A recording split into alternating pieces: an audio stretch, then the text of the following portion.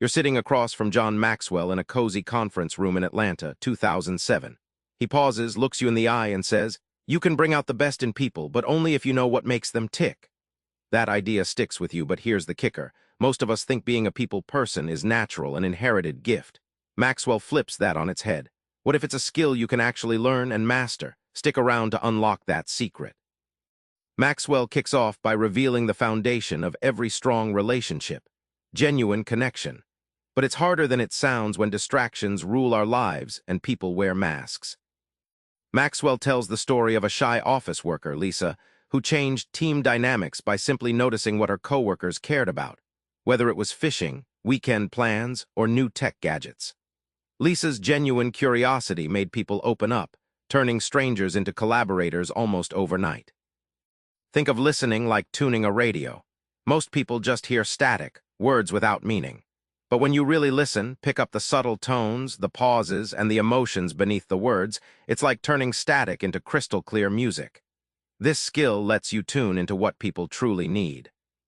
When Maxwell helped a church leader with a conflict between two stubborn members, he asked them to walk in each other's shoes. That empathy exploded walls.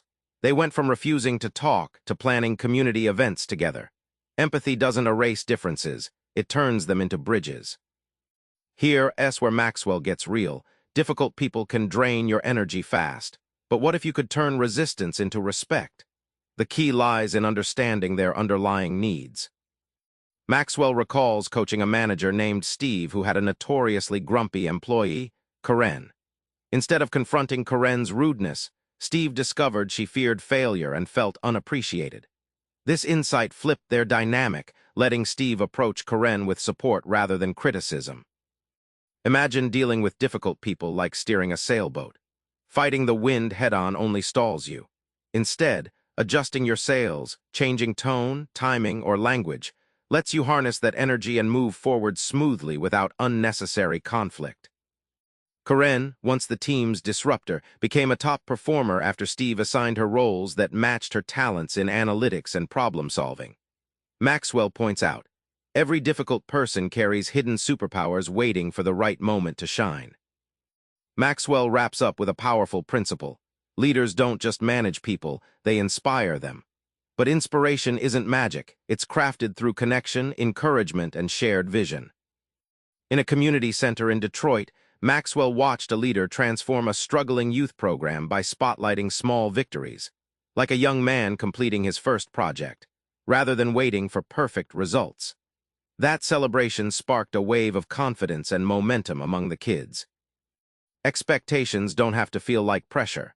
Think of them like a GPS, clear directions with room for detours. Maxwell explains that when leaders combine firm standards with heartfelt empathy, people feel guided, not judged, which fuels commitment rather than resistance.